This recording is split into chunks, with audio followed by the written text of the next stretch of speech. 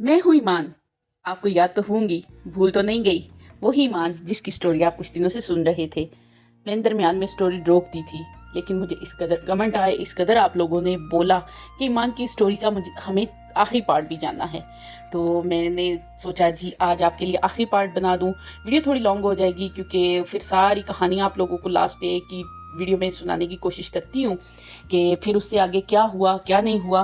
लेकिन वीडियो का आपको असल मज़ा तब भी आएगा जब आप ईमान की स्टोरी के पिछले कुछ पार्ट्स जो हैं वो आप जाकर देखेंगे।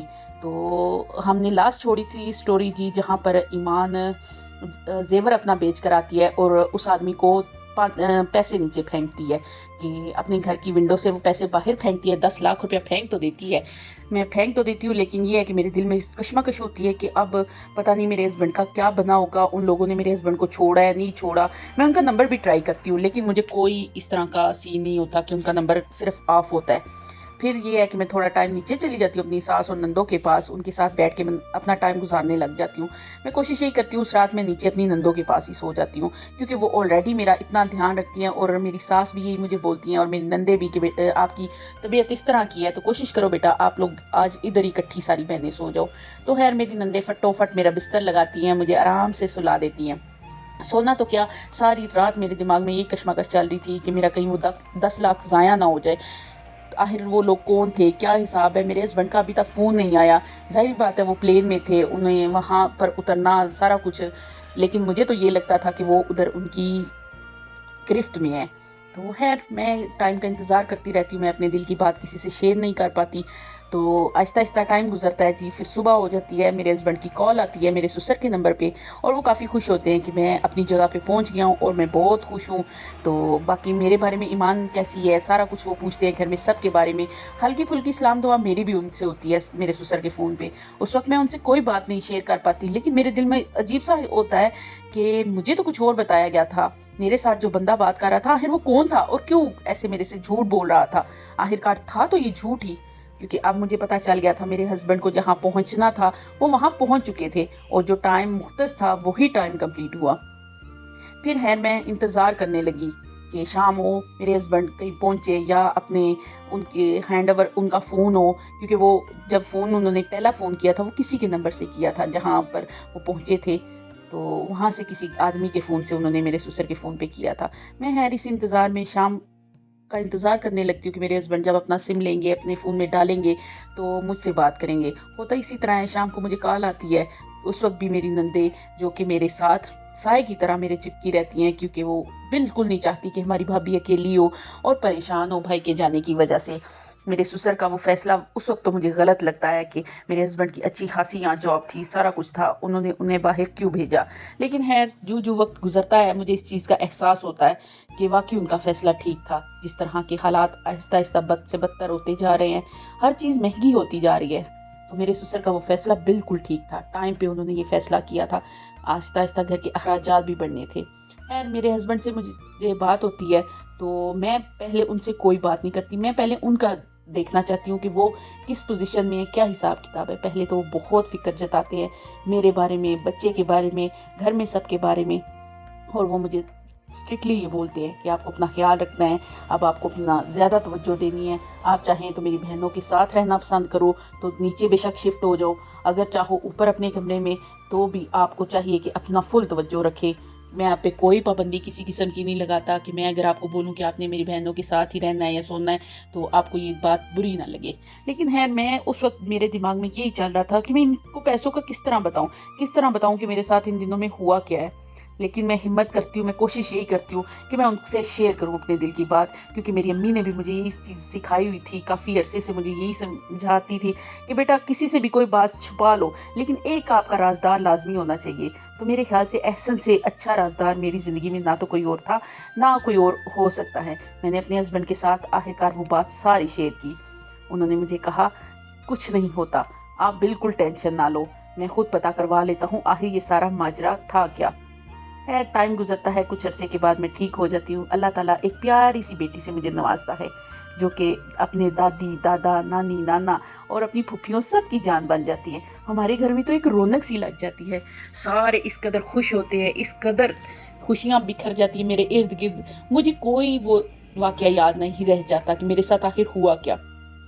वक्त गुजरता जाता है, मेरी दोनों नंदों की भी आहिस्ता आहिस्ता शादी हो जाती है।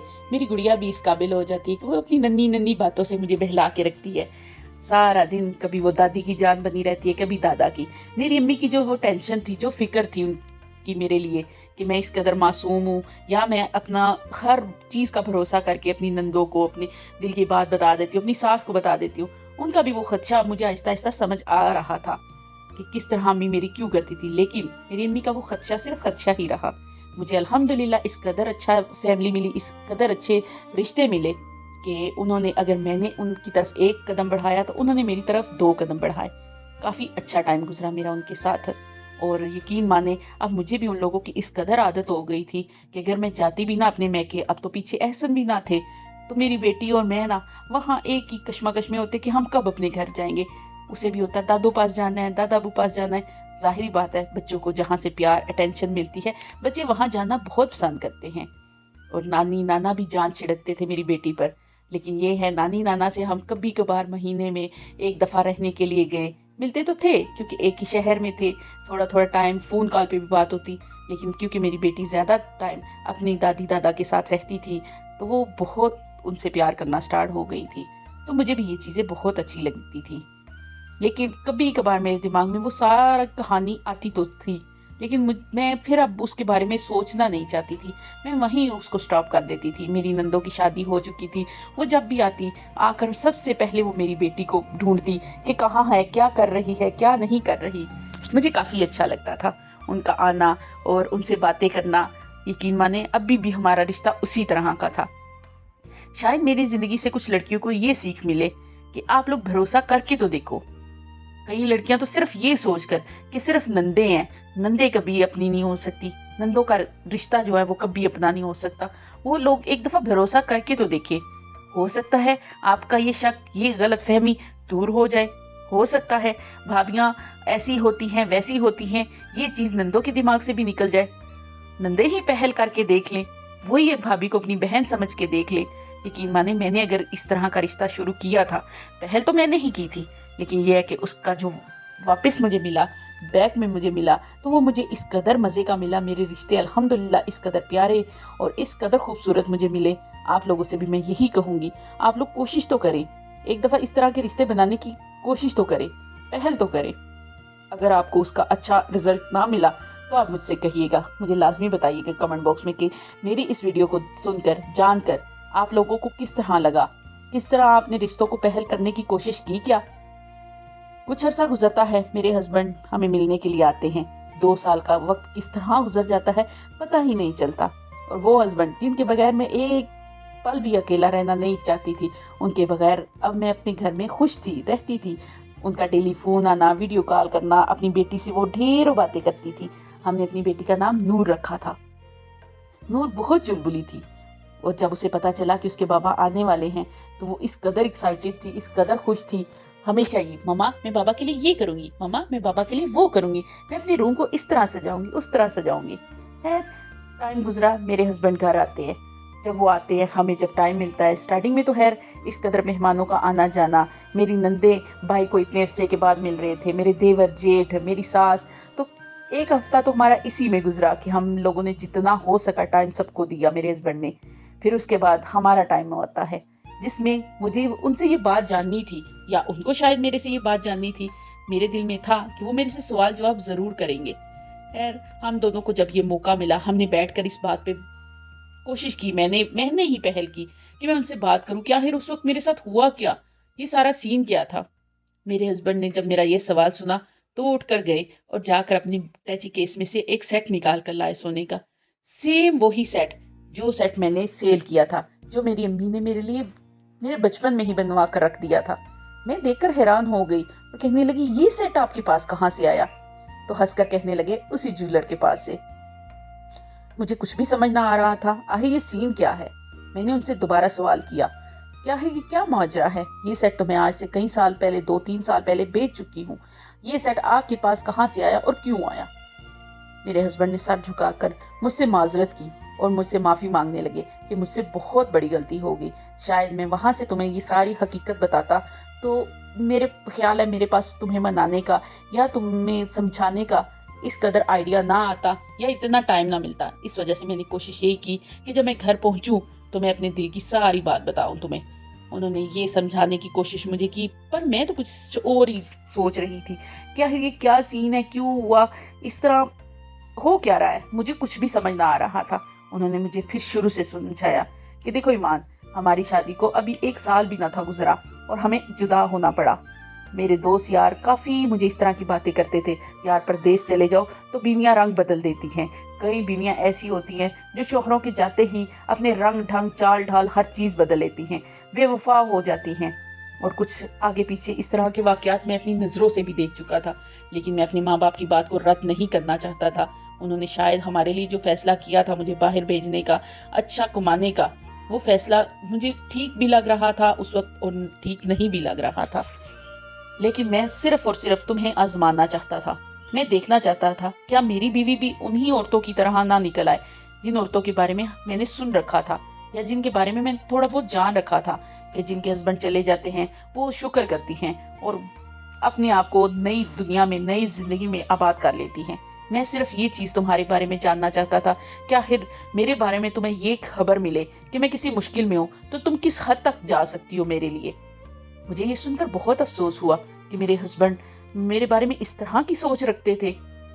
खैर, उन्होंने काफ़ी बातें मेरे से की, इस कदर मुझे सेटिस्फाई करने की हर तरह से कोशिश की और मैंने भी जब डीपली ये बात सोची मुझे भी तकरीबन ठीक ऐसा ही लगा।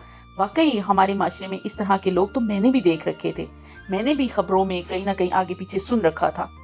मेरे दिमाग में उस वक्त ये कहानियाँ वाकई चलना स्टार्ट हो गई कि किस तरह जिन बीवियों के हस्बैंड चले जाते हैं वो कहीं और दोस्तियां लगा लेती हैं, बेफजूल लड़कों के साथ गपशप करना और अपना टाइम इस तरह गुजारना, उनको अपने घरों में बुलाना, वो सारी चीज़ें मेरे दिमाग में भी चली। लेकिन क्या करूं, बीवी हूं ना, नखरा तो दिखाना बनता है। मैंने अपने हस्बैंड को खूब नखरा दिखाया और जब मेरा वो नखरा उन्होंने देखा तो उन्होंने मेरे लिए सरप्राइजली अपने बैग में से एक फाइल निकाली जिसमें उन्होंने दिखाया कि मेरे और मेरी बेटी के पासपोर्ट और वीज़ा सारा कुछ उसमें पड़ा हुआ था।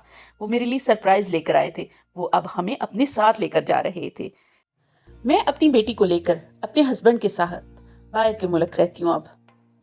उसके बाद मेरे 3 और बच्चे होते हैं जिसमें से मेरी 2 बेटियां और 2 बेटे हैं। आज मैं 4 बच्चों की माँ हूँ और अभी भी मैं जाऊँ पाकिस्तान तो मेरी नंदे मुझे उसी तरह मिलती हैं जिस तरह पहले दिन से हम लोग एक साथ रहती थी। मेरी सास अल्लाह जन्नत बख्शे, वो भी मुझे उस कदर याद आती हैं। जब भी मैं बच्चों को लेकर जाती हूँ उनकी कब्र पर लाजमी बच्चों को लेकर जाती हूँ कि बेटा ये आपकी दादी की कब्र है। मेरे ससुर भी अब इस दुनिया में नहीं रहे। टाइम गुजरते पता ही नहीं चला किस तरह टाइम हमारे हाथों से फिसल चुका है, लेकिन वो रिश्ते जो मैंने पहले दिन बनाए थे वो रिश्ते आज भी मेरे साथ बहुत अच्छे हैं। मेरे बच्चों की शादियां हैं कुछ अरसे में और मैं अपनी ज़िंदगी में इस कदर खुश हूँ। दोबारा मेरे हस्बैंड के दरमियान कभी भी कोई लड़ाई किसी किस्म की नहीं हुई, ना ही मेरी नंदों ने या मेरी देवरानियों जेठानियों ने हमारी ज़िंदगी में कोई इतना ज़्यादा इंटरफेयर करने की कोशिश की। क्यों कि मैंने उनको पहले दिन ही अपना बना लिया था। पहले दिनों में ही मैंने उनको बस छोटे छोटे ये तोहफे तोहफ़े, सदा ये सारी ज़िंदगी मेरे साथ नहीं थे रहने, जो मैंने अपने उनके साथ शेयर किए थे। बज़ाहिर हम लोग बोलते हैं कि हम अपनी चीज़ किसी को क्यों दें, क्यों शेयर करें।